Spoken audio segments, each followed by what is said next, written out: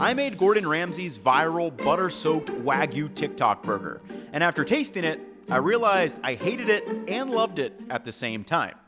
Now, I know he probably made this on the fly for a bunch of views and not for a composed restaurant setting, but there are some really confusing choices here that highlight the difference between cooking for clicks versus cooking for maximum enjoyment. And to use a metaphor, his burger feels like an adolescent teenager. I'll explain why shortly. However, after a week of reflecting on his recipe, I realized it's the perfect case study for explaining burger craft theory. So, in today's video, we'll break down the amateur mistakes that Ramsay made without calling him a donut. I'll also show the steps that I took to transform his burger from an adolescent teen and into a refined gentleman. And most importantly, by the end of this video, you will have a burger framework that will change how you approach every burger you make for the rest of your life. So, let's break it down. Here's my burger craft theory, which will guide us throughout the whole video. And the core idea is the components we choose on the left affect the flavor equation on the right, which represents our finished burger. And this framework will conceivably work for any burger out there, as all of these categories expand. So let's use Gordon's burger as a use case to show how even basic choices can have massive effects in the overall enjoyment of a burger. Starting with the burger patty, Gordon is using Australian Wagyu ground beef, a thick 8-ounce patty, and searing, then butter basting it in a pan to finish. For the bun, he's using a standard size brioche bun. For the cheese, I'm almost positive he's using either Gruyere or Comté, and I got both and decided the Gruyere was ultimately the one that looked more similar to the TikTok. And the form factor is pretty interesting, as it's a thick circular disc that is then melted with a blowtorch. The sauce is a sriracha mayo with a little bit of Worcester sauce in it, and it's layered on both sides of the bun. For the hot toppings, we have some Worcester glazed onions and a fried crispy egg. And finally, for the cold toppings, we have a spicy, quick pickled cucumber and some butter crunch lettuce. Now, in order to understand how these choices are going to affect the flavor equation side of things, we've got to do a fun taste test. So we have made the aforementioned burger. I'm very interested to see what this tastes like. This is also the first time I've used probably 2/3 of a stick of butter on a single burger. Don't know how all that's going to play in here, but let's give everyone the little egg drip squish. Oh yeah. Ooh, sexy. I'll say this, I didn't want to get into the breakdown yet. I think the egg is just going to throw everything off. Like, I don't really know why the egg is in there. It looks juicy. Very hard to tackle this thing, but if you guys know me, you guys know I can take big bites.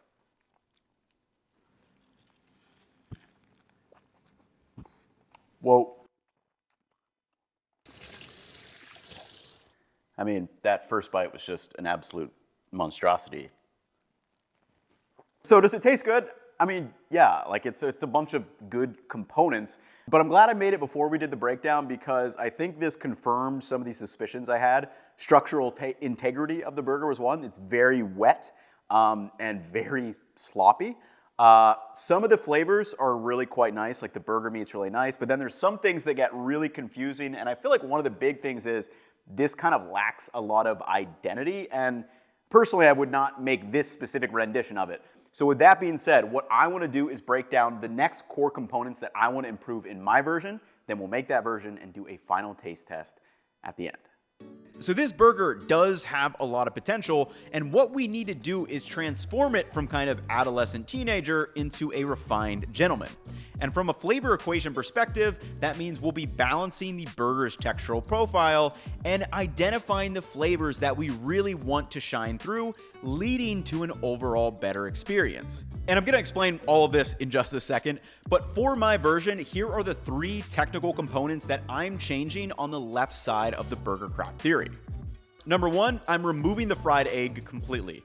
2, I'm going to change the burger sauce and the type of pickle used. 3rd, I'm going to reduce the size of the burger patty. And 4th, I'll still be using some butter, but you don't need to use 2/3 of a stick for a single burger. And the real value is understanding why I'm implementing these based on the flavor equation. So let's start with the most egregious decision in this entire burger, the fried egg.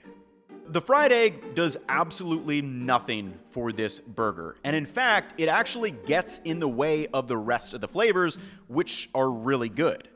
An egg yolk is made up of 50% water, 32% fat, and 16% proteins, providing a nice creamy liquid and, yes, a sexy drip that will give you more views, but from a flavor perspective, this liquid coats the tongue and acts as a neutral tasting barrier that attaches to our taste bud.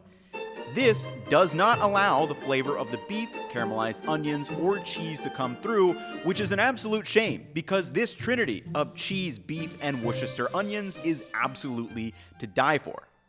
Now, more on flavor in a bit, but from a texture perspective, the egg yolk also adds more liquid to an already too wet burger, and I think it is best explained with this spider graph. There are a lot of different textures that food can have, but the most important ones for a burger are probably these 7. Watery, creamy, oily, crispy, chewy, crunchy, and firm. But here is how the various ingredients affect the following categories. First, the juices from the beef, the pickles, and the lettuce all affect the watery feel. The burger sauce, the egg yolk, the cheese, and even the onions kind of mix with that butter, add a little bit of creaminess. The burger fat, the butter, and the brioche bun all affect kind of the oiliness or fattiness. The burger crust and the toasted bun add some crispiness. The bun and the half-melted cheese add a little bit of chewiness. The lettuce and the pickles add some crunchy. And finally, the lean meat and the onions add some overall firmness. And there's not a perfect framework that explains all of the textures of food science, though I do want to start to come up with one. But what I did for this burgers was kind of come up with a composite score for each of these textures rated 1 through 10, and then place them over a spider graph that looks something like this. This is subjective, but it helps explain a problem that Gordon's burger has, and that is the dominant textures are liquid-based. It's watery from the massive burger patty, which also has a ton of juices. It's creamy from the egg yolk and those sauces, and it's very oily or fatty from the beef fat and a ton of added butter. And this is really why the whole thing has a lack of structural integrity, because it is a liquid dominant texture burger. It's slip sliding all over the place, and from an eating perspective, it's not very enjoyable. After the first bite, I literally had to go to the sink to wash off. This burger is just out of balance texturally. Now, to solve that, you can either increase one of those other textures, or you can take some of those dominant textures away. For example, a rustic ciabatta bun is firm and more chewy compared to a brioche bun, so it might be able to hold up to all that liquid. However, using ciabatta kind of changes the overall flavor profile, and in my case, this is not something I want to do. So I decided to take away some of those dominant textures, and I do that by going back to the component side of the burger craft theory. Removing the egg reduces the total creaminess by a lot. Reducing the size of the patty reduces the total water or beef juices in there. And don't worry, I'm going from 8 ounces to 6 ounces, so it's still going to be plenty juicy. Lastly, I'm using less butter. In total, I used about a tablespoon. I'm not going to be butter basting the burger, as that would mask the flavor of the beef, which is really nice. And I'll use a little bit with the onions and a little bit for toasting the bun, reducing the total overall oily or fatty feel. So, on the left, you can see Gordon's textural burger profile, and then on the right, this is my textural chart with what I'm trying to achieve. And in short, it's more balanced across the board, and as far as an eating experience goes, I won't be drowning in this soupy egg yolk burger. So we have texture covered, but just as important is refining the flavor profile of this burger. And this is kind of where I came up with that psychoanalysis that it's like an adolescent teenager, because in short, there are a couple of confusing choices which makes this burger lack a lot of identity as a flavor profile. From a food science perspective, there are just 5 tastes and hundreds of different aromas. And honestly, we could do a whole video of just talking about these 2 areas, but more broadly for this video, taste and smell are really what establish the flavor profile of this burger. For me, I would say this burger is primarily a hybrid of kind of a UK pub-style burger mixed with the flavors of French bistro. For example, the thick beef patty and Worcestershire sauce pair really well with the brioche bun, caramelized onions, Gruyere, and yes, a lot of butter. Now what's confusing is the sauce, one of the cold toppings, and one of the hot toppings kind of remind me of a Vietnamese and Thai influence.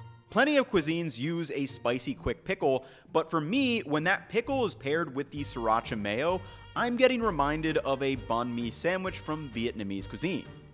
Then, since that egg is crispy fried, it kind of reminds me of Thai cuisine, as kai dao, or crispy fried egg, is a pretty common topping for a variety of Thai stir fries. And those stir fries really benefit from the creaminess of the yolk, but as we learned, texturally, our burger doesn't need any more liquid. Now, fusion food can obviously be amazing. There are hundreds and thousands of examples out there. But you do have to be careful because sometimes there can be a little bit too much going on, and this is where this burger falls flat. The flavor profile of this burger lacks direction. It feels like it doesn't know who it is or where it fits in, but there are some really good elements and potential that are waiting to be untapped. So what I want to do with my version is kind of unlock that flavor profile and refine it into a gentleman. For example, as I alluded to earlier, I want to release the full flavor of the cheese, onions, and beef and really let those flavors shine. To do that, again, we just need to get rid of that fried egg. The yolk is a dominant flavor and texture and gets in the way. Then secondly, this type of quick pickle and sriracha mayo don't really fit with the French bistro theme that I want to shine. So instead, I'm going to use a Dijon mustard mayo sauce and cornichons, which are a French gherkin. And these two ingredients are going to provide that same sourness and tang to cut through the heavy flavors of the beef, cheese, and onions. But more importantly, for my taste at least, everything feels like it belongs and the burger has a very clear flavor profile. Finally, let's do our taste test. So just picking this up, I can tell this is going to be such a better eating experience. Maybe not as sexy for social media with the egg drip and everything, but as far as an eating experience at home, this is, it is still very juicy from all that beef, but let's get into this thing.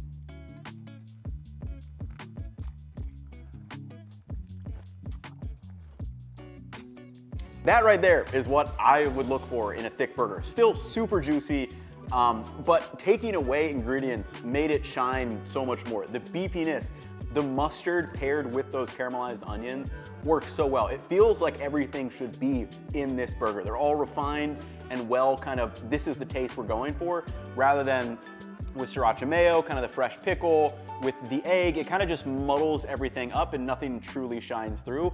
Whereas, yeah, we strip down the ingredients, but now it is really quite a special. I can walk around with it. I'm not dripping everywhere like I was with the other one. Still very, very juicy, but man, that is a very, very good burger. And hopefully you guys have enjoyed the video, learned a little something, and kind of looked into that burger craft theory. Think about other burgers that you're making at home. Apply some of the principles that hopefully you've learned in this video, and you're gonna start making really, really good burgers at home.